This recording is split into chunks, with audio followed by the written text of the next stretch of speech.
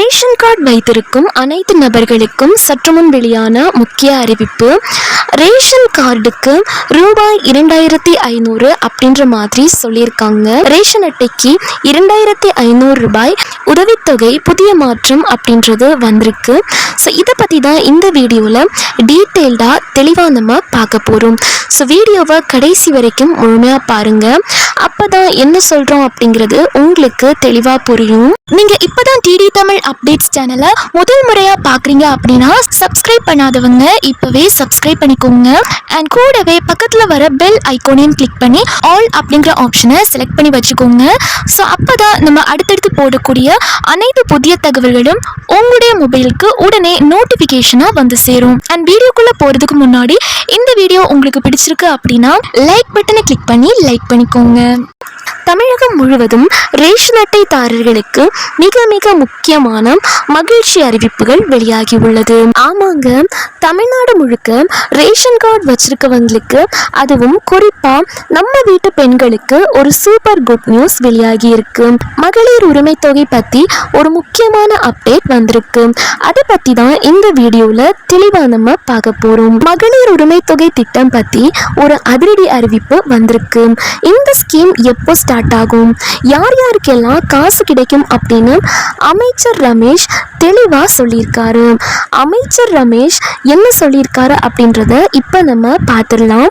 தகுதியுள்ள ஒருத்தர் கூட விடுபடாம எல்லாரோட பேரையும் லிஸ்ட்ல சேர்ப்போம் அப்படின்னு அமைச்சர் ரமேஷ் கேரண்டி கொடுத்திருக்காரு.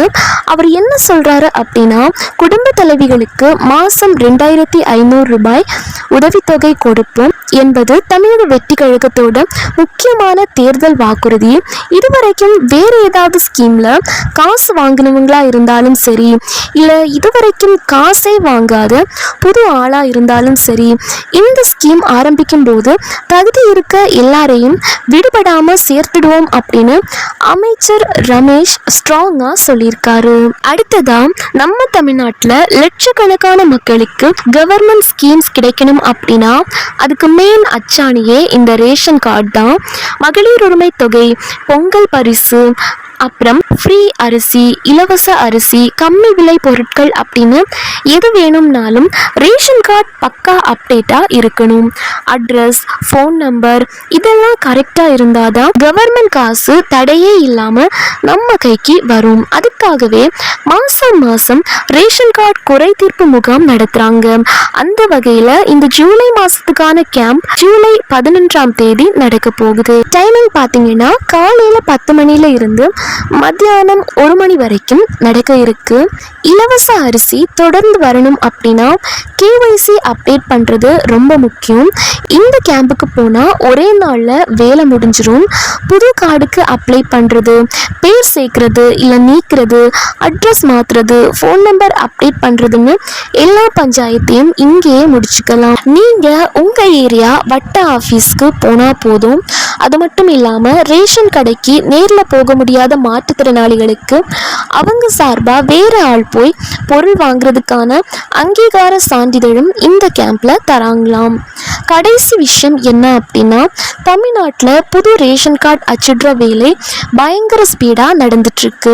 இன்னும் 2-3 வாரத்துல தகுதியான எல்லாருக்கும் புது ஸ்மார்ட் கார்டு கைக்கு வந்துடும் அப்படின்னு உணவுத்துறை அமைச்சர் வெங்கட்ராமன் சொல்லியிருக்காரு. தமிழகம் முழுவதும் உள்ள ரேஷன் கார்டு தாரர்களுக்கு மிக மிக முக்கியமான மகிழ்ச்சி தரும் செய்திகள் வெளியாகி உள்ளது. குறிப்பாக பெண்களுக்கு மகளிர் உரிமை தொகை குறித்து தற்போது முக்கியமான அறிவிப்பு வெளியாகி உள்ளது. மகளிர் உரிமை தொகை திட்டம் குறித்து முக்கிய தகவல் தற்போது வெளியாகி உள்ளது. அதன்படி தமிழகத்தில் மகளிர் உரிமை தொகை திட்டம் எப்போது தொடங்கப்படும் என்றும் அது யாருக்கெல்லாம் கிடைக்கும் என்பது குறித்தும் அமைச்சர் ரமேஷ் முக்கிய அறிவிப்பை வெளியிட்டுள்ளார். இத்திட்டத்தில் தகுதியுள்ள அனைவரும் பெயர்களும் விடுபடாமல் சேர்க்கப்படும் என்று அவர் உறுதியளித்துள்ளார்.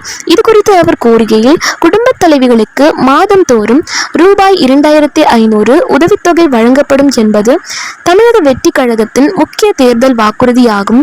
இதுவரையில் வேறு ஏதேனும் திட்டத்தின் கீழ் உதவித்தொகை வாங்கியவர்களாக இருந்தாலும் சரி, அல்லது இதுவரை வாங்காத புதிய பயனாளிகளாக இருந்தாலும் சரி, இத்திட்டத்தை தொடங்கும் போது தகுதியுடைய அனைவரும் பெயர்களும் விடுபடாமல் சேர்க்கப்படும் என்று அமைச்சர் ரமேஷ் உறுதியளித்துள்ளார். அடுத்த அறிவிப்பாக, தமிழ்நாட்டில் லட்சக்கணக்கான மக்களுக்கு பல்வேறு நலத்திட்டங்கள் கிடைப்பதற்கான முக்கிய ஆவணமாக ரேஷன் கார்டு தான் உள்ளது. மகளிர் உரிமை தொகை, பொங்கல் பரிசு தொகுப்பு உள்ளிட்ட பல்வேறு நலத்திட்டங்களை பெறுவதற்கு ரேஷன் கார்டு தான் அடிப்படை. அது மட்டும் இல்லாமல் இலவச அரிசி மற்றும் மானிய விலை பொருட்களை வாங்கவும் ரேஷன் கார்டு தேவை. எனவே ரேஷன் கார்டில் முகவரி, தொலைபேசி எண் உள்ளிட்ட தகவல்களை அப்டேட்டாக வைத்திருந்தால்தான் அரசின் நலத்திட்டங்கள் நமக்கு தடையின்றி கிடைக்கும். அந்த வகையில் தமிழ்நாட்டில் மாதந்தோறும் பொது விநியோக திட்டத்தின் கீழ் ஒவ்வொரு வட்டத்திலும் ரேஷன் அட்டை குறைதீர்ப்பு முகாம் நடத்தப்படுகிறது. அந்த வகையில் ஜூலை மாதத்திற்கான குறைதீர்ப்பு முகாம் ஜூலை 11ஆம் தேதி நடைபெறுகிறது. காலை 10 மணி முதல் பிற்பகல் 1 மணி வரை மக்கள் இதில் பங்கேற்று ரேஷன் அட்டை தொடர்பான அனைத்து சேவைகளையும் பெறலாம். குறிப்பாக இலவச அரிசியை தொடர்ந்து பெற KYC புதுப்பிப்பது நல்லது. எனவே ரேஷன் கார்டில் திருத்தம் செய்ய வேண்டியவர்கள், KYC புதுப்பிக்க வேண்டியவர்கள் இந்த முகாமிற்கு சென்றால் ஒரே நாளில் வேலை முடியும். புதிய குடும்ப அட்டை தொடர்பான விண்ணப்பம், குடும்ப அட்டையில் பேர் சேர்த்தல் அல்லது நீக்கம், முகவரி மாற்றம், கைபேசி எண் புதுப்பித்தல், ரேஷன் கார்டு தொடர்பான குறைகள் உள்ளிட்ட பல்வேறு சேவைகளையும் பெற முடியும்.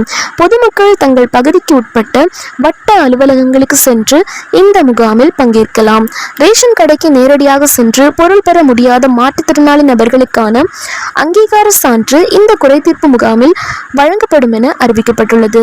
அடுத்த அறிவிப்பாக, தமிழகத்தில் புதிய ரேஷன் கார்டுகளை அச்சிடும் பணிகள் தற்போது மிக தீவிரமாக நடைபெற்று வருகிறது.